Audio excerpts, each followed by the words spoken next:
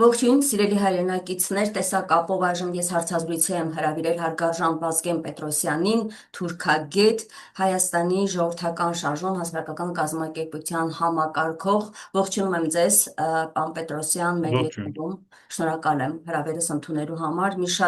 Մի քանի կարևոր հարցերի եմ ուզում անդրադառնանք այսօրվա մեր զրույցում։ Նախ սկսենք նրանից, որ վերջերս Ալիևի դեպ մեկնելով Նախիջևան շատ կարևոր շեշտադրումներ եւ հայտարարություններ է այնտեղ հնչեցրել եւ խիստ վտանգավոր մեզ համար։ Պարզվում է Հայաստանի առաջ նա նոր այսպես պահանջ է դնում նոր սահմանադրության հետ մեկտեղ, այսինքն սահմանադրությունը Հայաստանի փոխելու այդ պահանջի հետ մեկտեղ, նաև մեջտեղ է բերել ատոմակայանի փակման հարցը։ Նախ ուզում եմ շեշտել հետևյալի մասին, որ նա իր խոսքում ասաց, թե Զանգեզուրի միջանցքը, այսպես կոչված, այդ գաղափարը, ասում է, երբ ես առաջարկում էի, տրանսպորտային հատվածի հետ վրա է կենտրոնացել, իսկ այժմ էներգետիկ միջանցքի հեռանկարի առաջ ենք մենք կանգնած, եւ այստեղ նա խոսում է Հայաստանի ատոմակայանը փակելու մասին։ Շատ կարճ մեջբերեմ, ասում է հնացել է տարածաշրջանի համար վտանգ է, ասում է այդ մասին մենք Ադրբեջանը եւ Թուրքիան բարձրաձայնել են բազմիցս, վաղ թե ուշ փակվելու է եւ բնականաբար այստեղ Հայաստանը կկանգնի էներգետիկ ճգնաժամի առաջ։ Շատ հետաքրքիր է, կխնդրեմ ձեր կարծիք հետևյալ տեսանկյունից, փաստորեն Ադրբեջանը իրեն վերագրում է ՄԱԳԱՏԵ-ի նաև լիազորությունները եւ հրահանգում է Հայաստանին փակել ատոմակայանը, ինքն էլ փաստորեն խոստանում է դառնալ հնարավոր էներգետիկ ճգնաժամի դեպքում Հայաստանին օգնող, աջակցող երկիր։ Խնդրեմ ձեր վերլուծությունը, ինչ նոր վտանգի առաջ է կանգնած մեր երկիրը։ Նախ եւ առաջ, երբ որ մենք խոսում ենք ատոմակայանի մասին, ցանկացած ատոմակայան, դա միայն էներգետիկ անվտանգության հարց չէ, դա գիտություն է։ Եվ բավականին լուրջ գիտություն, որը 21-րդ եւ 22-րդ դարում ու միգուցե նաեւ դեռևս գալիք մի քանի դարերի համար դա լինի գերագույն եւ կարևորագույն գիտություններից մեկը։ Բոլորս հասկանում ենք նաև, որ Հայաստանի ատոմակայարանը կառուցվել է դեռևս անցյալ դարի 80-ական թվականներին, բայց նա համարվում է նաև աշխարհի նաև ապահով ատոմակայարաններից մեկը։ Մեր ատոմակայանը ինքը իր բնականոն կյանքը կարող է շարունակել մինչև որ 2036 թվականը եւ 2036 թվականից հետո միգուցե հնարավոր լինի իր կյանքը երկարացնել, միգուցե հնարավոր լինի նորը կառուցել եւ այլը եւ այլը, բայց սա պետք է հասկանալ, որ սա գիտություն է։ Եվ Ադրբեջանը, երբ որ խոսում է Հայաստանի ատոմակայանի, Ադրբեջանը կամ Թուրքիան խոսում են ատոմակայանի փակման մասին, իրենք ուզում են այդ գիտությունը ոչնչացնել։ Թուրքիայի եւ Ադրբեջանի պահանջը այս մասին նոր չի։ Վերադառնում է դեռևս 1990-ական թվականներին, որ իրենք միշտ պահանջել են, որ փակվի այն։ Ինչ որ վերաբերվում է էներգետիկ անվտանգությանը եւ Ադրբեջանի ցանկությունը, որ դառնա եւ կպնի Հայաստանի էլեկտրական ցանցերին, բոլորս նաեւ հասկանում ենք, որ ինչ է նշանակում էլեկտրականություն։ Էլեկտրականություն նշանակում է տնտեսություն, կարգ ու կանոն։ Եվ պատկերացրեք, որ եթե մի պահ ամբողջ Հայաստանի էլեկտրականությունը անջատվի, դա նշանակում է սառնաշփոթ փողոցներում,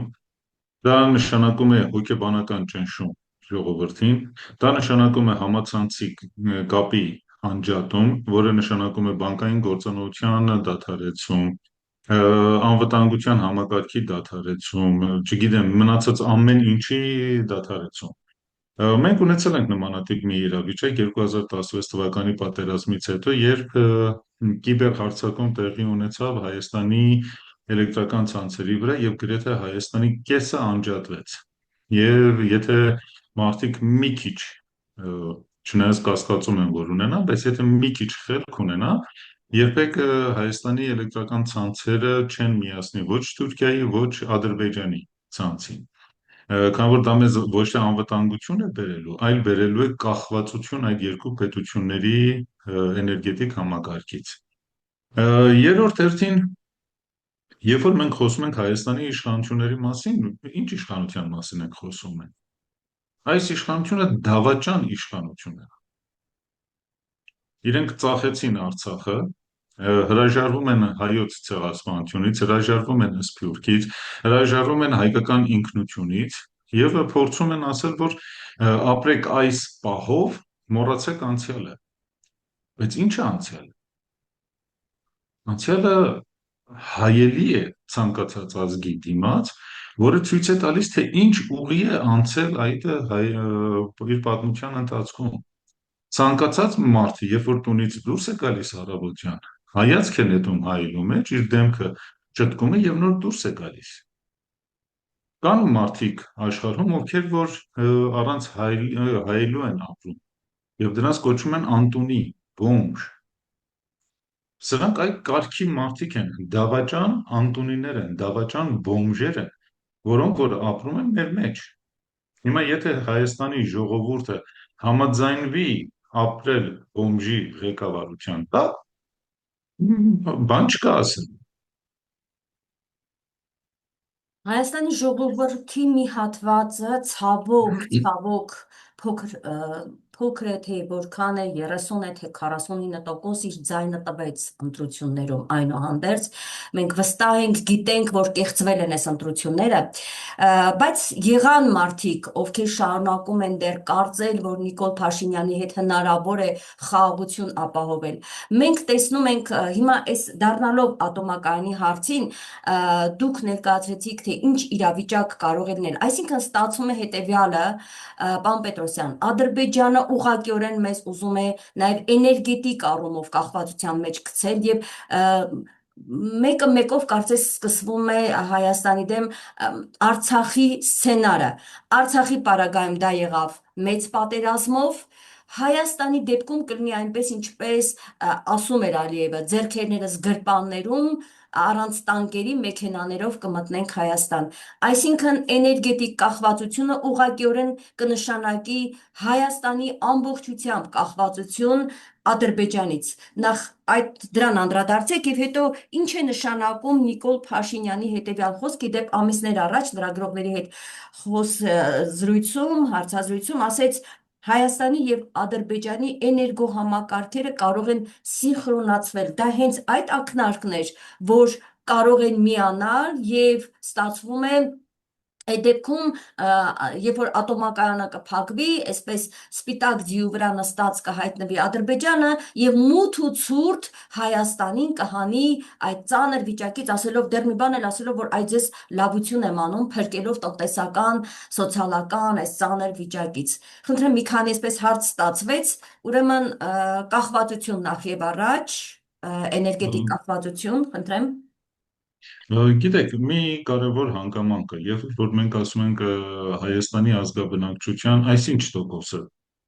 ինչ որ մի տոկոս, ընդունել է եւ իր ձայնը տվել է Նիկոլին։ Նախ եւ առաջ ցանկացած ընտրություն քաղաքական տեխնոլոգիա է եւ տեխնոլոգիաների միջոցով կարողանում են իրենք ձայն հավաքեն եւ ժողովրդին քաշեն դեպի իրենց։ Այդտեղ օգտագործում է շատ-շատ տարբեր մանիպուլացիոն թակարդներ եւ այդ թակարդների միջոցով իրենք կարողանում են ժողովրդի ձայնը խլել իրենցից եւ հետո տապալել նույն ժողովրդին։ Այնպես որ երբ որ ասում ենք ժողովուրդ, արեք ընտրությունները եւ ժողովրդի լայն հասկացողությունը իրարից տարանջատենք։ Ընտրությունները ֆիզիկական, տեխնոլոգիական գործընթացներ են։ Եվ չի պիտի այս երկուսը մենք իրար հետ խառնենք։ Ինչ որ վերաբերվում է Նիկոլին եւ իր հայտարարություններին, նորից եմ կրկնում։ Նիկոլը դավաճան է։ Այս մարդը եկել է, որպեսի Հայաստանը վաճառի թուրքերին։ Եվ դրա համար իրեն տարիներ ի վեր իրեն աճեցրել է։ Եվ իրեն բերել են, հասցրել են այնտեղ, որտեղ որ հիմա կա։ Ժամանակին Ջորջ Օրվելը մի հետաքրքիր նախադասություն էր գրել, որ միտքն եմ ուզում փոխանցեմ, որ ասում էր, որ քաղաքական գործիչները միշտ իրականությունը ժխտելու, իրականությունը չի, որ իրենք ժխտում են, այլ իրականության ներկայացման ձևն են փոխում։ Օրինակի համար իրենք պարտությունը ներկայացնում են որպես հաղթանակ։ Մենք հիշում ենք Նիկոլի ելույթը 2020 թվականի սեպտեմբերի 28-ին ազգային ժողովում, 27-ին ազգային ժողովում, որ ինքը հայտարարում է, որ եթե մենք պարտվենք, մենք մերս պարտված չենք համարի։ Ինքը արդեն այն ժամանակ հայ ժողովրդին տանում էր դեպի պարտություն։ Կամ երբ որ զոհեր ունեցանք մենք Արցախյան պատերազմի ժամանակ, ինքը այդ զոհերին անվանեց զոհեր հանուն ոչինչի։ Այսինքն ինքը անընդհատ արժե զրկում է ամեն ինչ։ Նիկոլի, ՔՊ-ի, Սերժի ժամանակ եւ Ռոբերտ Քոչարյանի ժամանակ նկարահանված բոլոր սերիալները, սկսած այն կարգին հաղորդումից, մինչև որ սերիալները, մինչև որ այն ինչ որ այսօր տեղի է ունենում, որը իրենք փորձում են պատերազմ հրահրել հայոց առաքելական Սուրբ եկեղեցու դեմ, բոլոր այն ժամանակվա սերիալներից են եկել։ Բոլորս հիշում են կարգին հաղորդման մեջ իրենք ծաղրում էին հոգևորականներին։ Եթե այն ժամանակ ծաղրում էին, այսօր պետք է այսպես լինի։ Քաղաքականությունը եւ հասարակական աշխատանքները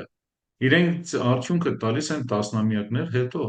Իրենք նստվածներ են թողնում եւ հետո ժողովրդին դարձնում են անտարբեր։ Իրենք դարձնում են ժողովրդին անտարբեր հասարակական խնդիրների նկատմամբ։ Սա է տեղի ունենում։ Հիմա այս ֆոնին, որ մենք փորձում ենք վերլուծել այն ինչ որ տեղի է ունենում կամ այն ինչ որ հայտարարում է Ալիևը եւ այն ինչ որ անում է Նիկոլը, բոլորը նույն շղթայի շարունակությունն են։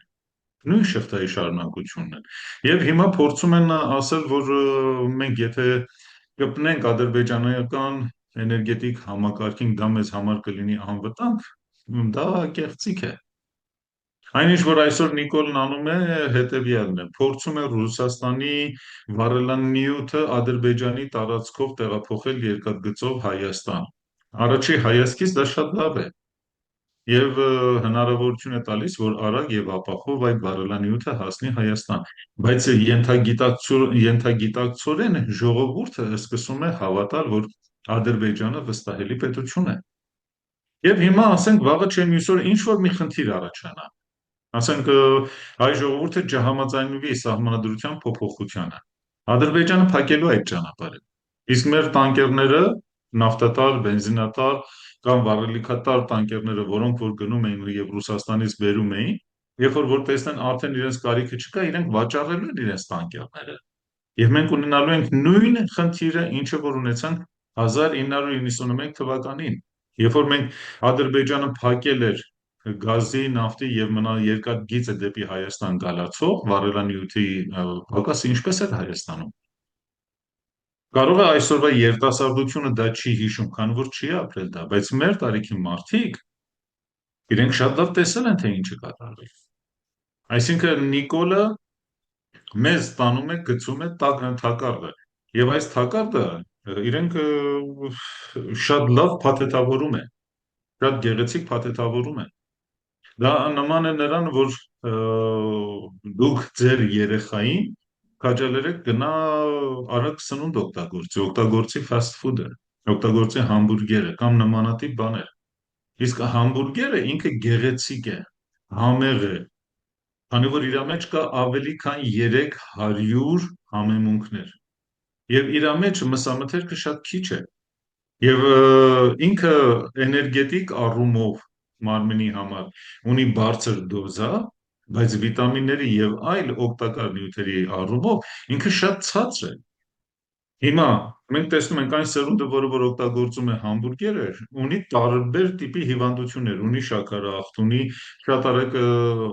հիվանդանում է, շատ արագ ձեռք է բերում քաղցկեղ եւ այլ տիպի հիվանդություններ։ Արդյոք արժի հետագա այդ բոլոր հիվանդությունները կրելու համար այսօր մենք մեր երեխային տանք համբուրգերը։ Կարծում եմ, որ ոչ։ Հետագայում շատ ավելի շատ ենք ծախսելու բուժվելու համար, քան եթե այսօր մենք մեզ զսպենք եւ չօգտագործենք դա։ Այո, հետաքրքիր է ձեր համեմատությունը, բայց մենք իրականության փաստերի առաջ ենք կանգնած, որը հենց տանում է, որ Իրականությունը մեզ կներեք, մատուցնում է այդ համբուրգերը։ որը Լավ, քաղցկեղացին է։ տեսեք, առաջի խմբականակ վարելանյութերը, որը Նիկոլը բերավ Հայաստան, Ադրբեջանի վրայով, եւ մինչև օրս այն ինչը որ գալիս է, իր պատկերը հետեւյալն է։ Մինչև առաջ Հայաստանի վարելանյութի շուկայում որևիցե փոփոխություն տեղի չունեցավ։ Այո, գների հետ կապված Գների էր։ իջացում տեղի չունեցավ, այդ գները բարձրացավ։ Այո։ Երկրորդ հերթին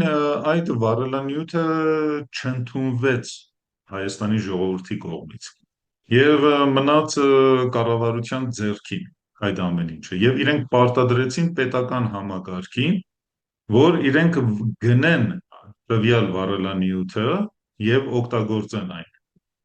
Եվ դա գնեցին ազգային անվտանգությունը, ոստիկանությունը, բանակը եւ մնացած բոլոր նախարարությունները։ Այսինքն սա է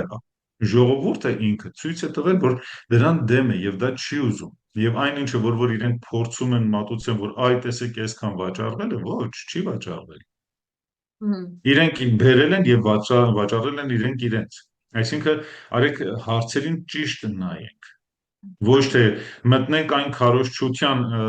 տակ, որը որ փորձում է իրականացնել իշխանությունները։ Եթե այդպես է, դա շատ լավ է եւ տա Աստված, որ իսկապես մեր ժողովուրդը հիմա շատ կարեւոր է մեր ժողովրդի դերը, որովհետեւ մեր առջեւ դրվում են հանրաքվեների այսպես շարք, հա, հանրաքվե նոր սահմանադրության, վաղը կառաջանա Կարս պայմանագիրը, հիմա դրա մասին կխոսենք։ Ռուսաստանն է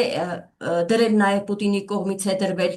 նոր առաջարկ, որ հայ ժողովուրդը պետք է իր խոսքը ասի, ի վերջո մնում է ԵԱՏՄ-ում, թե գնում է ԵՄ, այսինքն այսօր տարբեր աշխարհաքաղաքական կենտրոններ, պետություններ, այդ թվում նաև թշնամական հարևան պետություն Ադրբեջանը, հայ ժողովրդից է ակնկալում կոնկրետ պատասխաններ։ Նրանք Նիկոլ Փաշինյանից չեն ակնկալում, նրանք հայ ժողովրդից են ակնկալում, եւ եթե միասնական լինի մեր ժողովուրդը եւ գիտակցի այդ վտանգները, ինչի մասին մենք հիմա խոսում ենք, ոչ է ասելու այն բոլոր վտանգներին, որը այսպես գեղեցիկ փաթեթավորված համեղ համբուրգերի տարբերակով դրվելու է մեր առաջ։ Շարունակեմ, անցնենք առաջ, փաստորեն բացահայտորեն Պան Պետրոսյան, տեղի ունենում հետևյալը, դուք հիմա նորից կասեք, այո, մենք գործ ունենք դավաճանական պետության հետ, բայց մենք պետք է արձանագրենք, որպեսզի մեր ժողովուրդը հասկանա եւ անհրաժեշտության ժամանակ իր ձայնը տալիս հասկանա ինչին է կողմ կամ դեմ քվեարկելու։ Տեսեք, մասնագետներ են եկել Հայաստան, մասնագետներ, որոնց մասին մենք տեղեկանում ենք Ալիևից, եկել են այստեղ չափագրումներ են արել, Հայաստանի իշխանությունը բացարձակապես ոչինչ չի ասում այդ մասին։ Մեր ժողովուրդը պետք է իմանա, որ Հայաստանի իշխանությունը մեր թիկունքում գործեր է անում։ Ադրբեջանցիները գալիս են, գնում են, այստեղ բաներ են չափագրում, ընդ որում այդ մասին ասում է Ալիևը։ Մենք նորից Ալիևից ենք այդ մասին իմանում։ Ինչպես եւ նաեւ հիմա մի նոր այսպես փաթեթավորմամբ մեր առջև դրվում է Նախիջևանի հարցը, այսինքն Կարսի պայմանագրից հրաժարվելու մի նոր փաթեթ է մեջտեղ գալիս եւ Ալիևը, որը օգոստոսի 11-ին մեկնել էր Նախիջևան, այնտեղից շատ կարևոր եւ խիստ վտանգավոր հայտարարություններ արեց Նախիջևանի դերը կարևորելու, Նախիջևանի բանակը հզորացնելու, այս ինչ ծրագրեր են, այս ինչի է պատրաստվում։ Կարսի պայմանագրի, եկեք այդ մասից սկսենք, պարոն Պետրոսյան, Կարսի պայմանագրի չեղարկում, դա հնարավոր է, արդյոք թե ոչ, ինչ կարծիք եք, որտեղ այստեղ մենք Ռուսաստանի հետ նաև գործ ունենք, եւ չեղարկումը ինչ է նշանակում Հայաստանի համար, ինչ նոր վտանգների առաջ ենք տարածքային տեսանկյունից մենք կանգնելու, խնդրեմ։ Նախ եւ առաջ Կարսի պայմանագիրը կնքվել է Հայաստանի սովետական սոցիալիստական հանրապետության,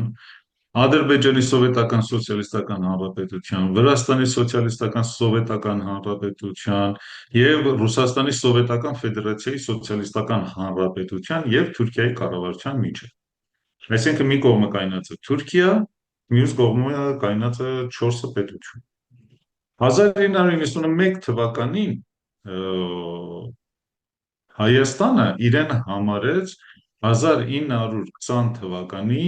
առաջին հանրապետության հետևորդը։ Ադրբեջանը նույնպես իրեն համարեց 1920 թվականի Ադրբեջանի հետևորդը եւ նրա ժառանգորդը։ Այսինքն երկուսը պաշտոնապես իրենց սահմանադրությամբ ընդունել են, որ իրենք 1920 թվականի հանրապետությունների հետևորդն են, ոչ թե սովետական Ադրբեջանի կամ սովետական Հայաստանի հետևորդը։ Սա առաջի հերթին։ Երկրորդ հերթին այստեղ կա Ռուսաստանի խնդիրը։ Իրենք կարող են իրենց մասով հրաժարվեն, բայց իրենք սովետական Հայաստանի կամ սովետական Ադրբեջանի հետևորդները չեն։ Սահմանադրության փոփոխությունը, որը ուզում են իրականացնել Հայաստանում, նաև իր կետերից մեկը սա է, որ իրենք էլ իրենց չեն համարելու 1920 թվականի առաջին հանրապետության հետևորդը։ Եվ իրենք այդպես կկարողանան իրանց իրավիճակը ավելի թեթևացնել։ Հիմա այդ խնդիրը, Կարսի պայմանագրի խնդիրը, այն միակ հնարավոր լուծումն է Հայաստանի համար եւ հայ ժողովրդի համար իրավաբանորեն, որ իրենք կարող են պահանջեն ինչ որ ժամանակ Թուրքիայից Արևմտյան Հայաստանը։ Նիկոլը այսօր հրաժարվում է Հայաստանի տարածքներից։ Ինչ հասնի Արևմտյան Հայաստանի մասին խոսել։ Իրենք Արևմտյան Հայաստանի մասին բոլոր նյութերը, Արարատ լեռը, Վաղը Վանա լիճը եւ մնացած ամեն ինչը հանելու են հայկական դասագրքերից։ Նիկոլը դավաճանեց եւ ծախեց Արցախը։ Հիմա դուք ուզում եք ինքը թեկուզ իրավաբանորեն ինքը չունի իրավունք եւ չունի հնարավորություն հրաժարվելու Կարսի պայմանագրից, ինքը կստորագրի եւ կհրաժարվի։ Իր համար խնդիրը իր աթոռն է։ Նիկոլը ուրիշ խնդիր չունի։ Նիկոլը ուզում է իր աթոռը պահի, քանի որ ինքը շատ լավ հասկանում է, որ եթե իր աթոռը իր ձեռքից առնեն, ինքը շատ կարճ կյանք է ունենա։ Շատ Իսկ կարճ կյանք։ Ռուսաստանը, պարոն Պետրոսյան, ինչ դիրքորոշում կունենա Ռուսաստանը, շատ կարևոր է այս։ Արեք, արեք Ռուսաստանի փոխարեն ես չպատասխանեմ, քանի որ Ռուսաստանը կայսրություն է։ Եվ կայսրությունները միշտ շարժվում են իրենց տվյալ պահի շահերից ելնելով։ Ռուսաստանի դիրքը իմանալու համար կարող եք պաշտոնական նամակ ուղարկել Ռուսաստանի արտգործնախարարությունը եւ իրենք պաշտոնապես կպատասխանեն, բայց պաշտոնապես պատասխանը չի նշանակում, որ իրենք այդպես են վարվելու։ Նա կայսրություն է։ Որևիցե հայ քաղաքական վերլուծաբան մինչ օրս չի կարողացել եւ նաեւ չեն ցանկացել Ռուսաստանի Դաշնության քաղաքականությունը ուսումնասիրեն։ Մենք այսօր Հայաստանում չունենք որևիցե քաղաքագետ, չունենք որևիցե գիտնական, որը կարողանա վերլուծել թեկուզ Իրանի արտաքին քաղաքականությունը, Վրաստանի արտաքին քաղաքականությունը, Թուրքիայի արտաքին քաղաքականությունը, Ադրբեջանի արտաքին քաղաքականությունը, ինչ հասնի Ռուսաստան կամ Միացյալ Նահանգներ։ Մեզ մոտ կրթական համակարգը, բուհական համակարգը միտված է ոչնչացնելու հայ ժողովրդի վերլուծական միտքը զարգացնելու համար։ Եվ դրա հիմքը դրեց դեռևս Բլեյան 1991 թվականից Լևոն Տեր-Պետրոսյանի գլխավորությամբ։ Եվ այդ դա շարունակվել է մինչև որ այսօր։ Եվ շարունակվում է մինչև որ այն պահը, երբ Հայաստանում չլինի ազգային կառավարություն, որը հստակեցնի Հայաստանի դոկտրինը, հստակեցնի Հայաստանի ռազմավարական ծրագրերը գալիք 50 տարվա համար։ Մնացած ամեն ինչը բարի ցանկություններն են, որոնց մասին մենք կարող ենք խոսել։ Պարոն Պետրոսյան, դե այստեղ մի բան հիշեցի, վերջերս շատ պատահաբար նկատեցի մի վերլուծություն,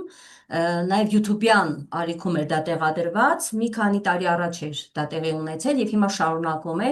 հրյա մի մասնագետ խոսում էր այն մասին, որ Հայաստանի դասագրքերը պետք է փոխվեն եւ Հայաստանի դասագրքերից պետք է հանվեն Արցախյան շարժման հետ կապված, ազատագրական այդ պայքար, հերոսներ եւ մեր պատմությունը նաեւ 1915, 18, 20 թվականների ընթացքի հետ կապված եւ ասում էր Հայաստանի հայ մարդու մտածողությունը մինչեւ չփոխվի, տարածաշրջանում բան չի փոխվի։ Նաև եկեղեցու հետ կապված էր ասվում, այսինքն 5 տարի առաջ, պատերազմից այսինքն հետո, այդ ծրագիրը հստակ դրվել է Հայաստանի իշխանության առաջ եւ այն շեշտադրումները, որ արվում էր, ակնհայտ երևում է, որ Նիկոլ Փաշինյանի հուշարարները որոնք են, ովքեր են։ Սա միջանկյալ, խնդրեմ։ Գիտեք ինչպես է, արեք այն ինչ որ հրեա կամ ինչ որ ամերիկացի կամ ինչ որ մի բան ասում է, դրանք տեղի են ունենում հետ ճշմարտության իրավիճակներում։ Ճշմարտությունը հետևյալն է, որ դեռևս 1991 թվականից հետո, մասնավորապես 1995 թվականի ցեղասպանության 80-ամյակի առթիվ, երբ Լևոն Տեր-Պետրոսյանը խոսում է ազգային ժողովում, կներեք ակադեմիայում, ազգային ակադեմիայում եւ հայտարարում էր, որ ազգային գաղափարախոսությունը կեղծ կատեգորիա է, արդեն ինքը հրամանը տվել էր, որ դասագրքերը փոխվեն։ Երբ 2000 թվականին Ռոբերտ Քոչարյանը թույլ տվավ, որ հայ ժողովրդի պատմությունը խեղաթյուրվի դասագրքերում եւ վերափոխության ենթարկեն իրականությունը, դեռևս 1960-ական մինչև 2000-ական թվականների տեղի ունեցած ազատագրական պայքարի մասին եւ հետագայում Արմեն Աշոտյանի ժամանակահատվածում շարունակվեց այդ խեղաթյուրումները եւ շարունակում է մինչեւ որ այսօր։ Մենք գործ ունենք մի process-ի, որը հետևողական, շարունակաբար տեղի է ունեցել։ Սա է խնդիրը։ Խոշոր պետությունները փոքր պետություններին կուլ տալու համար էլ չեն հարձակվում նրանց վրա։ Նրանք փոխում են տվյալ ժողովրդի մտածելակերպը, տվյալ ժողովրդի մտայնությունը, տվյալ ժողովրդի հոգեբանությունը ուսումնասիրելով նրանց մղում են մի անկյուն եւ տվյալ ժողովուրդը իրականացնում է այն, ինչը որ ուզում են մեծ պետությունները։ Դա է իրականացվել Հայաստանում։ Եվ Հայաստանի Հանրապետության նախորդ 3 նախագահները Լևոն Տեր-Պետրոսյան, Ռոբերտ Քոչարյան, Սերժ Սարգսյան եւ մասնավորապես Արմեն Սարգսյան, սրանք բոլորը ծառայել են արևմտյան ծրագրերին եւ իրականացրել են այդ արևմտյան ծրագրերը Հայաստանում, որից Հայաստանի ժողովուրդը եւ հայ ժողովուրդը ամբողջ աշխարհում բացի վնաս ուրիշ ոչ մի բան չի տեսել։ Ամեն մեկը իր հերթին ոչնչացրել է հայ ժողովրդի հզոր զենքը, որը կոչվում է Սփյուռք։ Հիմա Նիկոլը եկել է եւ այդ ամեն ինչը փաթեթավորած դնում է սեղանին։ Բոլորն են մեղավոր։ Հայաստանի քաղաքական վերնախավը, որը եղել է 1991 թվականից մինչ օրս, բոլորը մեղավոր են։ Եվ բացարձակապես առանց որևիցե խտրականության բոլորը պիտի ենթարկվեն տրիբունալի։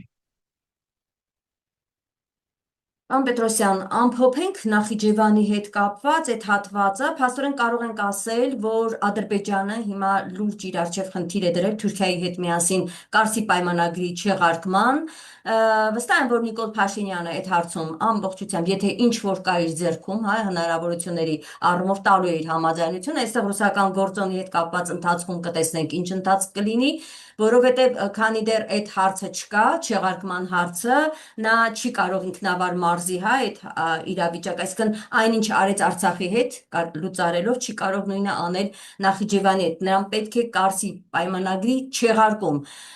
Եվ կա այսպիսի կարծիք, որ նոր սահմանադրությամբ Հայաստանի, նաև նոր սահմանադրության պահանջը այդ հիմքով է նաև արվում, մի կողմից անկախության հռչակագրից հրաժարում, մյուս կողմից այդ որոշակի հարցեր կան, շեշտադրումներ կան հայոց ցեղասպանության ճանաչում եւ այլն, այդ հարցը եւս կարող է լուծվել նոր սահմանադրությամբ նաեւ։ Ես կխնդրեմ անդրադառնանք նաեւ նոր սահմանադրության հնարավոր այս փոփոխությանը, այսինքն սահմանադրության այսպես կոչված բարեփոխումներին եւ նոր սահմանադրության ընդունմանը,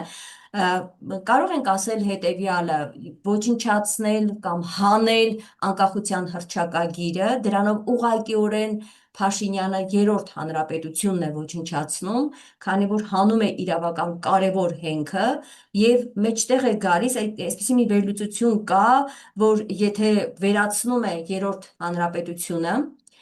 նոր սահմանադրության մեջտեղ բերելով, փաստորեն տարածք է դարձնում Հայաստանը, որը շատ հանգիստ կարող է Ադրբեջանի կողմից վաղը կոչվել Արևմտյան Ադրբեջան, ինչի հետ կապված արդեն հստակ աշխատանքներ են արվում, իրավական հիմքեր են ստեղծել այդ կեղծիքի տակ, այսինքն գնում է արևմտյան ադրբեջանացման գործընթաց, որովհետև սահմանադրության փոփոխություն, հռչակագրի հանում եւ այլն, սրանք մենք պետք է բացատրենք մեր ժողովրդին, թե սրա նպատակները դեպի ուր են գնում։ Նախ եւ առաջ, երբ որ մեր լրատվամիջոցները անընդհատ խոսում են երրորդ հանրապետության ոչնչացման մասին, մենք ջուր ենք լցնում արևմտյան լրատվամիջոցների եւ արևմտյան ուղեղային կենտրոնների ջրաղացին ու նաեւ Նիկոլի ջրաղացին։ Ով է Նիկոլը, որ ուզենա վերջա երրորդ հանրապետությունը։ Երրորդ հանրապետությունը սկսել է 1991 թվականին եւ դեռևս կշարունակի եւս մի քանի 100 տարի իր պատմությունը։ Նիկոլ այդ ամեն ինչի մեջ ընդամենը մի կեղտագունդ է, որը փորձում է հայ ժողովրդին կեղտոտացնել, ուրիշ ոչ մի բան։ Նիկոլը մի կեղտաման է, որի մեջ կեղտը ասենք շպրտել են հայ ժողովրդի վրա։ Եվ հայ ժողովուրդը ներկա դրությամբ ապշած նայում է, թե ինչ կեղտ է իր վրա։ Բայց ինքը շատ շուտով այդ հագուստը հանելու է, թափ է տալու, լողանալու է եւ շարունակելու է իր ընթացքը։ Հայ ժողովուրդը ոչը սկսել է եւ ոչ էլ ավարտվելու է Նիկոլով, նիկոլիզմով, լևոնիզմով, սերժիզմով, ռոբերտիզմով։ Ոչ մեկով ինքը պայմանավորված չի։ Սա մեկ։ Երկրորդ հերթին, դեռևս Ադրբեջանը վաղուց ի վեր 2000-ական թվականների կեսերից այս կողմ անընդհատ խոսել է Արևմտյան Ադրբեջանի մասին։ Ես շատ լավ հիշում եմ, երբ որ Սերժ Սարգսյանը պաշտպանության նախարար էր 2002 թվականին, մենք մի հանդիպում ունեցանք պաշտպանության նախարարությունում եւ այնտեղ արծարծեցի, որ Ադրբեջանը բավականին լուրջ գովազդային արշավանք է սկսել եւ այդ արշավանքի մեջ իրենք օգտագործում են տարբեր լեզուներով հրապարակված գրքեր, բրոշուրներ, քարտեզներ եւ իրենք տարածում են աշխարհի բոլոր օդակայարաններում։ Եվ դուք շատ հանգիստ կարող եք Դուբայի կամ արաբական երկրների կամ եվրոպական երկրների օդակայարաններում տեղադրված անվճար կրպակներում Ադրբեջանի մասին վերցնեք գիրք կամ քարտեզ, որտեղ Հայաստանը ցուցադրված է որպես Արևմտյան Ադրբեջան։ Խոսքը 2002 թվականի մասին է։ Այդ մասին նաև այն ժամանակ մենք հրապարակեցինք հոդված Վասն հայության շաբաթաթերթում, որը հրատարակում էինք մենք 4 լեզվով։ Եվ այնտեղ այդ նյութին անդրադարձանք։ Սերժ Սարգսյանի ժամանակ, երբ որ խոսում էի Սերժ Սարգսյանի հետ, ինքն ասաց, որ ինչ անեմ, այդ գործը պիտի անի ակադեմիան։ Ես էլ ասացի, եթե դուք որպես պետություն, որպես կառավարություն ծրագիր չիջացնեք ակադեմիա, հանրապետության դպրոցները, հանրապետական դպրոցները, բուհերը, որևիցե մեկը, որևիցե մի բան չի կարող նախաձեռնել։ Քանի որ այդ ամեն ինչի համար ֆինանսավորում է պետք։ Դուք պետք է ֆինանսավորեք, որպեսզի այդ ծրագիրը իրականանա։ Ոչինչ չարեցին։ Ադրբեջանը այդ ուղղությամբ արդեն 2 տասնամյակից տարի ավել աշխատում է։ Հիմա եկել ենք կայնել ենք փաստի առաջ եւ ասում ենք ինչ անենք։ Ինչ պիտի անենք, պիտի աշխատենք։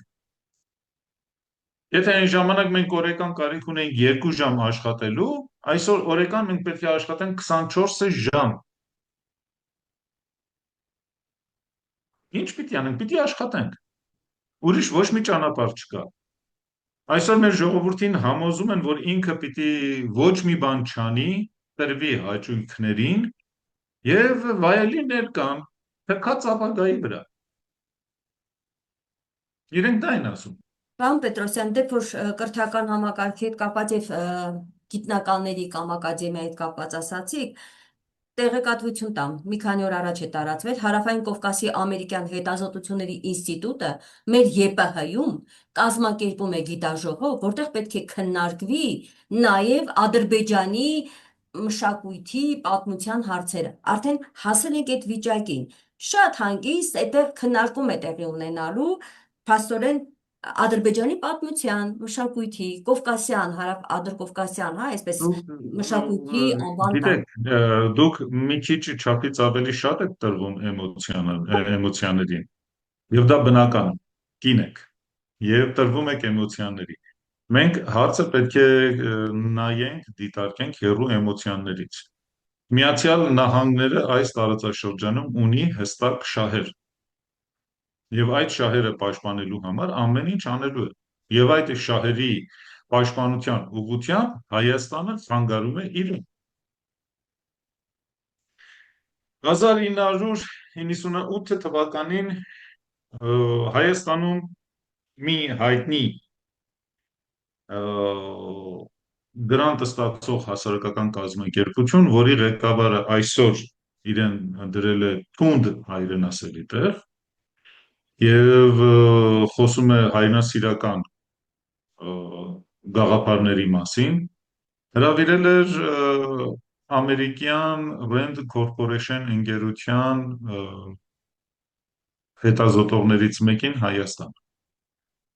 Բրենդա Շաֆերին։ Այդ հրավերքի ժամանակ Բրենդա Շաֆերը հանդիպում ունեցավ Հայաստանի արևելագիտության ֆակուլտետի գիտնականների եւ գիտաշխատողների հետ եւ տարբեր հանդիպումներ նաեւ այլ մակարդակներում։ Ով է Բրենդա Շաֆերը։ Բրենդա Շաֆերը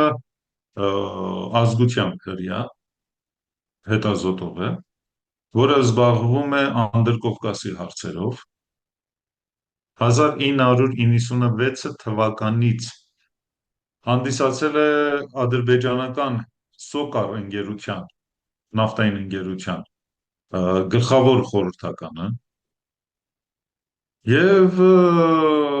Հայաստան գալով ինքը իրականացրեց մի հետազոտություն, որը 2003 թվականին հրապարակեց Rand Corporation-ը։ Այդտեղ հոդվածի վերնագիրը մոտավորապես, քան որ շատ վաղուց եմ կարդացել, հետևյալն էր. Կենտրոնական Ասիայի էներգակիրները եւ Արցախյան հիմնախնդիրը։ Եվ այդտեղ այդ կինը հստակորեն պնդում էր, որպեսզի հնարավոր լինի Կենտրոնական Ասիայի էներգետիկ ռեսուրսը եւ հանքային ռեսուրսը դուրս բերել դեպի Եվրոպա եւ դեպի Միացյալ Նահանգներ, պետք է Արցախյան հարցը լուծել եւ պետք է պարտադրել հայերին, որպեսզի իրենք զիջեն Սյունիքը։ Եվ ինքը նորից հետ էր վերադարձել Գոբելի ծրագրին։ Մենք դուք կարող ա լավ հիշեք, բայց երիտասարդ սերունդը չի հիշի, քանի որ իրենք այն ժամանակ շատ փոքր էին։ 2001, 2, 3 թվականին, եւ որ Քիվեստյան բանակցություններն էր առաջ գնում, Հայաստանի մամուլը անընդհատ վերադառնում էր Գոբելի ծրագրին։ Այսինքն ուղղորդված աշխատանք էր տարվում Միացյալ Նահանգների կողմից Հայաստանում, որպեսզի հայերին համոզեն, որ ձեզ պետք չի դա։ Իսկ Ռոբերտ Քոչարյանի ժամանակ իր արտգործ նախարարության մի քանի մասնագետներ տարբեր հոդվածներ էին գրում տարբեր մամուլներում, հայկական մամուլում, եւ պնդում էին, որ Բաքու-Ջեյհան նավթուղի կառուցելը պետք չի անցնի Հայաստանից, քան որ Հայաստանը դրան կարիք չունի։ դա էլ գովազդային մասն էր, որը Վարդան Օսկանյանը, որը ով այսօր փորձում է իրեն ցույց տալ որպես հայրենասեր, իր կադրեր այն ժամանակ այդ վերլուծություններն էին գրում եւ ինքը դրանց իր համաձայնությունն էր տալիս հրապարակմանը։ Այնինչ որ տեղի է ունենում Հայաստանում հետեւյալն է, դժբախտաբար։ Մի այլ հարցի հանդրադառնամ եւ որպեսզի ավելի պարզ դառնա միտքս։ Գհիշեք 90-ական թվականների վերջավորությամբ եւ 2000-ական թվականների սկզբներին մի շարք կազմակերպություններ հրապարակում էին Տիգրան Մեծի քարտեզները եւ ասում են՝ «Այ մենք էս ենք եղել, դարել ենք էս»։ Դրանք առաջացնում էին մի իրավիճակ մեր ժողովրդի մոտ, որ ժողովուրդը ապրել պատրանքներով եւ ինքը անընդհատ մտածեր, որ պետք է վերադառնա այդ քարտեզին եւ ինքը չունի դրա հնարավորությունը։ Եվ դա նշանակում է նաեւ կռիվ տալ այդ պետությունների, այդ թվում Հայաստանի բարեկամ Իրանի դեմ։ Եվ այդ քարտեզների հրապարակումները պատճառ հանդիսացավ, որ Իրանի արտգործնախարարությունում եւ Իրանի որոշ մտավորականների մոտ առաջանա այն միտումը, որ եթե Հայաստանը շատ ուժեղանա, զորանա տարածաշրջանում, Իրանից միգուցե ունենա հողային պահանջներ։ Սա կոչվում է միֆական հիշողություն, որը իրականացրեցին այդ չակերտավոր ազգային կազմակերպությունները, ովքեր այսօր չափից ավել մեծ խոսում են, բայց իրականության մեջ արևմտյան ջրաղացին են ջուրլես։ Սրա շարունակությունը եղավ 2020 թվականի պատերազմը, որտեղ Նիկոլը անդադ խոսում էր հաղթում ենք, եւ հետո միանգամից Հայաստանը ենթարկեց կապիտուլյացիայի։ Դրանից հետո մեր հայկական համացանցում անընդհատ սկսեցին խոսել դավաճանությունների մասին, այ հայը դավաճան, այ հայը էս է, այ հայը նա է։ Եվ սրանից փորձում են մեր հավաքական մտածելակերպի մեջ առաջացնել հավաքական նվաստացում եւ նվաստացնում են ամբողջ մի ազգի մի քանի դավաճաններով։ Սրա տրամաբանական շարունակությունը լինում է այն, որ մամուլը սկսում է որոշ քաղաքական գործիչների ներկայացնել որպես փրկարարներ, սուտ փրկարարներ, որոնք որ ոչ մի գաղափարախոսություն, ոչ մի ծրագիր եւ ոչինչ չունեն, ուղղակիորեն խոսում են։ Ինչպես կասել հայտնի մուլտիկը, իրենք միայն ճառ են ասում եւ փորձում են բոլոր զանգախոհներին մի կողմ հրել, քանի որ իրենց ճառը ավելի կարեւոր է։ Հայաստանը հիմա այս հոգեբանական եւ ճանաչողական պատերազմի մեջ է, հայ ժողովուրդը այդ պատերազմի մեջ է, Հայաստանից սփյուռք։ Սա է խնդիրը։ Հոգեբանության մեջ սրան անվանում են փառքի թակարդ, որը դժբախտաբար մեզ մոտ ոչ պետական համալսարանը, ոչ ակադեմիան, ոչ մանկավարժական համալսարանը, ոչ մեկը ցանկություն չունեն անդրադառնալ դրան։ Քանի որ այդ ամեն ինչը ներկայացնելու, վերլուծելու եւ ժողովրդին այս նեղ վիճակից հանելու համար իրենք կարիք ունեն մասնագետների։ Իսկ իրենք մասնագետներ չեն պատրաստել ավելի քան 35 տարի։ Սա է խնդիրը։ Հասկանալի է, շնորհակալ եմ հետաքրքիր փաստեր ներկայացնելու համար։ Պարոն Պետրոսյան, շատ կարճ եթե կարելի է կանդրադառնալ, խնդրեմ Ալիևի Նախիջևանից հնչեցրած հետևյալ ակնարկին, թե մեր տարածաշրջանում պատերազմները, աճող ռիսկերը, էներգամատակարարման շղթաների խափանումը, այլ գործոններ ռիսկեր են ստեղծում, հնարավոր է ապագայում կարող է տեղի ունենալ նոր տհաճ իրադարձություններ։ չի մանրամասնում, թե ինչ ասել են նոր տհաճ իրադարձություններ, ինչ իրադարձություններ են սպասվում, Աշխարհում բայց կներեք, հեշտել է Նախիջևանում բանակի ստեղծման կարևորության մասին, Նախիջևանը կարևոր, հզոր, էներգետիկ, ռազմական կենտրոն դարձնելու մասին, կարող ենք որոշակի ենթադրություններ անել, ինչ ծրագրեր են, կարիք չկա ենթադրություններ անելու։ Պետք է ամեն ինչ պարզ արձանագրել։ ասված։ Այո, աշխարհում երբեք խաղաղությունը չի ձևավորվում եւ չի կայանում թղթերով։ Այո, Խաղաղությունը կայանում է, երբ կա ռազմական հավասարակշռություն։ Երբ Նիկոլը եւ իր պաշտպանության նախարարը արևմտյան երկրների, մասնավորապես Միացյալ Նահանգներից եկած, թոշակի գնացած սպայակազմի խորհուրդներով հանդում են հայկական բանակը եւ իրեն ցուցադրաբար զինում են մեկ-երկու միավոր ինչ որ տեխնիկայով, դա չի նշանակում բանակի հզորացնել։ Այսօրվա բանակները արդեն պատերազմներով չի, որ հաղթում են։ Այսօրվա բանակները հաղթում են հաղթելով ճանաչողական պատերազմում, հաղթելով հիբրիդային պատերազմում։ Իսկ արդեն դեռևս 2020 թվականի նոյեմբերի 10-ից հետո պարզ է, որ տարածաշրջանը նստել է վառոդի տակառի վրա։ Հիմա այդ վառոդի տակառը կամ կպայթացնի Ադրբեջանը, կամ տարածաշրջանից դուրս որևիցե այլ պետություն, բայց դա հաստատ պայթելու է։ Եվ պարոն Պետրոսյան, կուզեմ մեր հարցազրույցի ավարտին անդրադառնալ մյուս շատ կարևոր հայտարարությանը, որը մենք լսեցինք, այդ հայտարարությունը լսեցինք Իրանից, Իրանի գեներալ-մայոր Ռահիմ Սաֆավից։ Մինչ Հայաստանում այսպես ոգևորված ՔՊ-ական իշխանությունը խոսում է թրիփի մասին, եւ ահա թե մենք ինչ ենք լսում Իրանից, որտեղ փաստորեն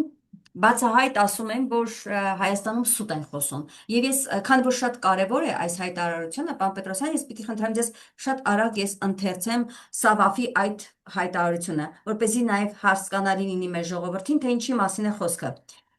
Գեներալ-մայորը իրանցի ասում է հետևյալը. հակառակ հայկական կողմի պնդումներին մենք որևէ նախնական համաձայնության չենք հասել Հայաստանի հետ թրիփի նախագծի վերաբերյալ։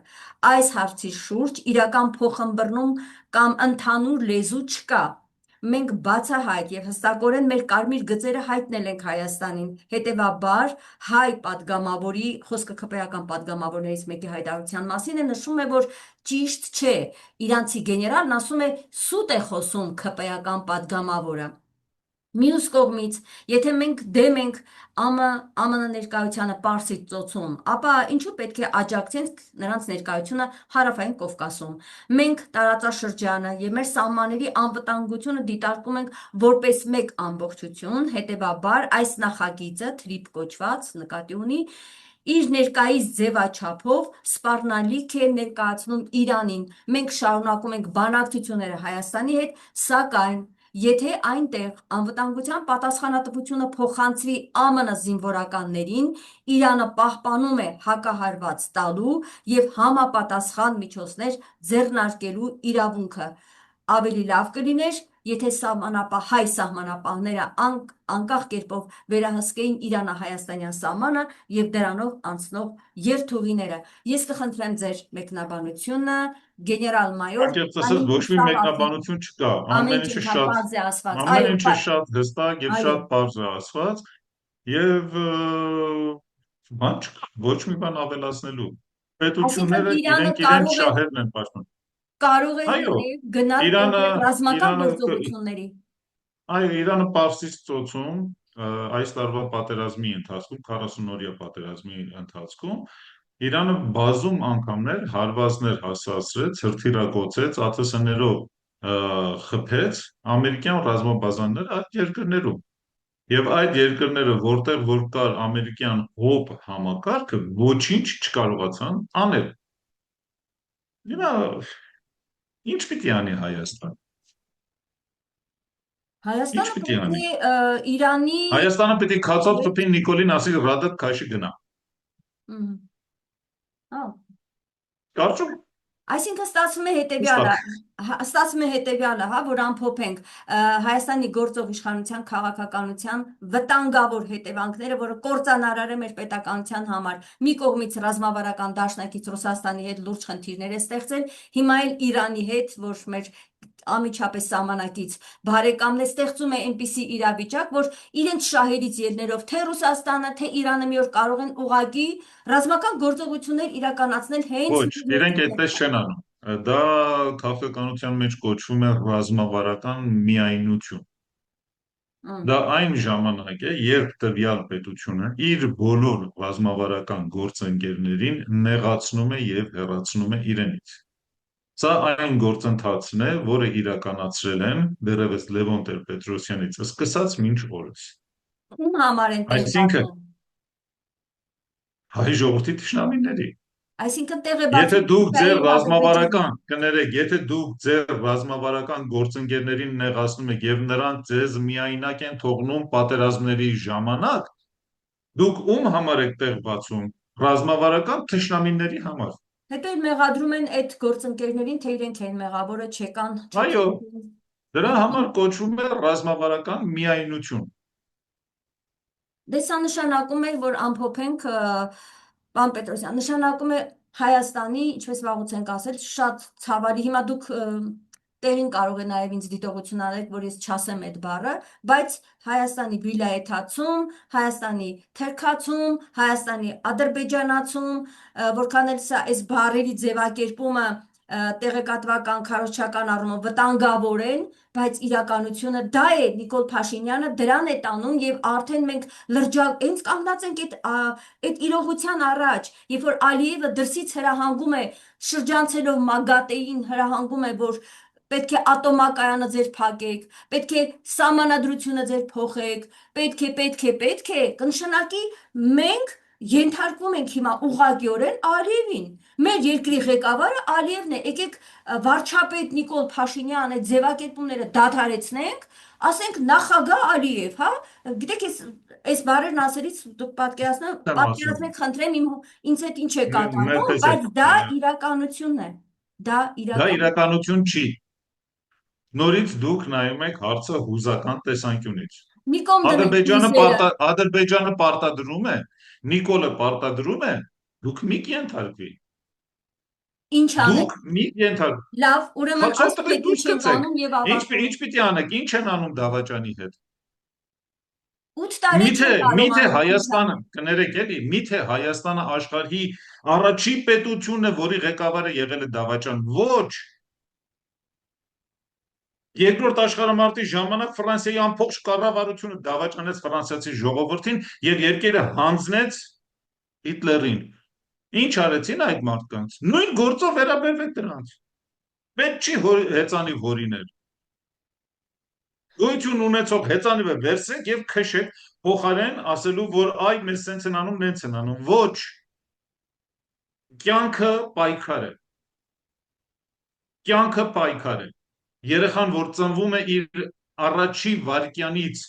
որ մոր արգանդից դուրս է գալիս, սկսում է ճչալ, պայքարում է գոյատևելու, ապրելու եւ առաջ գնալու համար։ Երեխայի լացը